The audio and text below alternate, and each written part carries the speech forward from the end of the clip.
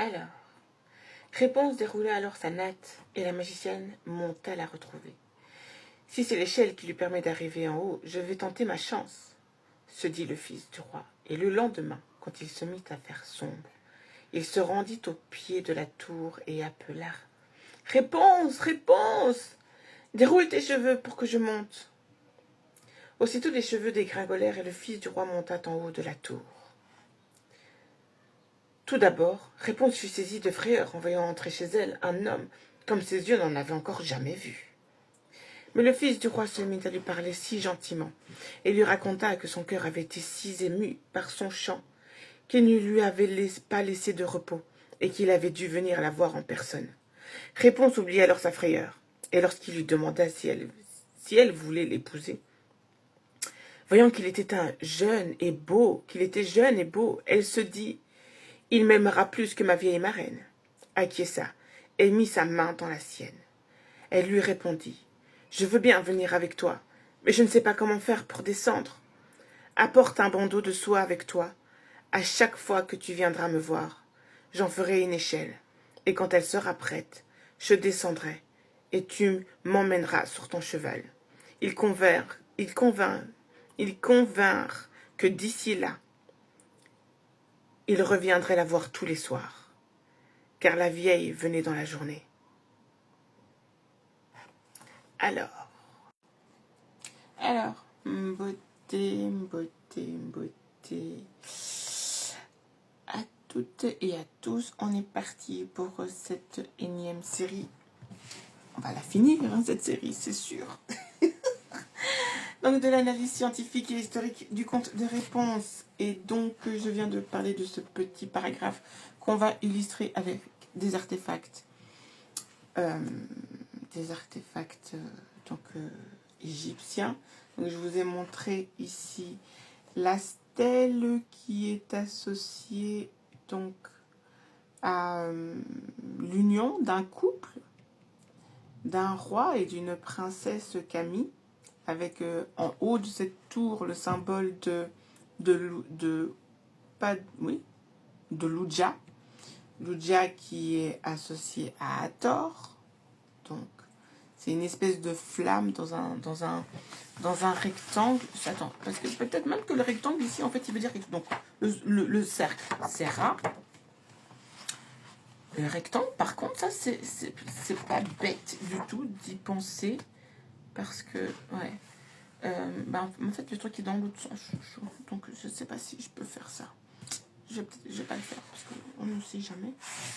Non. Mais en tout cas, je sais que Luja est associé à la déesse Hathor, puisque ce symbole est repris sur une fresque, donc murale, une fresque, de toute façon c'est mural de toute façon, donc d'un des plafonds du temple de Dendera, qui a été construit par Ramesu Miyamare, où on voit donc Hathor et donc deux arbres, avec la déesse Nut qui l'encercle, avec 3 soleils. Si je vous dis que le soleil c'est donc Ra est aussi une mitochondrie parce qu'elle se comporte comme un soleil. Du coup, il va falloir redéfinir en fait ce que fait Nut qui avale le soleil tous les matins. En fait, elle avale pas. Elle se consume elle-même. Elle se consume et elle se consomme elle-même. C'est ce que font les plantes. Elles produisent leur nourriture et consomment cette nourriture. C'est ce que la mitochondrie fait, donc avec les ovocytes de type 1. Et quand l'ovocyte est mature, donc devient mature de type 2, on va détailler ça ici, l'associer avec un symbole, et que l'ovule n'est pas fécondé, il devient le corps jaune, donc tu le consommes toi-même aussi pour le prochain cycle. Et comme on voit sur la fresque, ça forme un cycle en fait. Et ce qui est intéressant, c'est que sur les deux côtés, donc c'est le plafond, et les deux côtés, il y a le symbole de Luja. En fait, il m'a passé sur les 4 côtés. Donc il y a 4 Uja, comme ça, qui correspond bien à un pilier des temples où Hathor est représenté. Enfin, Hathor, c'est, on s'entend bien, je dis Hathor pour que ce soit compréhensible pour tout le monde. On parle de Ut-Er. ou comment c'est encore l'autre nom qui lui est associé, et Eru. Et Eru. Et ou R. Et donc R, out, R. Out, R, ouais, out, R. Donc le carré avec un faucon à l'intérieur. Voilà. Donc c'est Hathor. Donc voilà. J'ai fait ma petite introduction, mais c'était pour reprendre par rapport le fil d'or de la précédente vidéo. Je vous ai expliqué pourquoi on a changé de décor un peu. Après, je prendrai une chaise, mais je suis bien sur mon petit ballon. Ah, c'est confortable et c'est excellent pour le dos. Et en plus, en même temps, c'était... de toute façon, les femmes, elles utilisent genre un siège comme ça, à bascule pour bercer les bébés. Ben, moi, je berçais mon bébé avec ça. Et en fait, c'est comique parce que j'ai dû me déshabituer. Genre, j'étais sur mon ballon comme ça, mais même si j'avais pas ma petite dans les bras, parce que je les berçais et je les endormais comme ça, en me balançant comme ça. Et il m'a fallu le temps de perdre l'habitude de faire. Du coup, j'étais comme ça. Même quand je recevais des gens, je discutais, et puis j'étais comme ça, ils me disaient, mais ça va? Oui? En fait, c'est une habitude, c'est pas grave.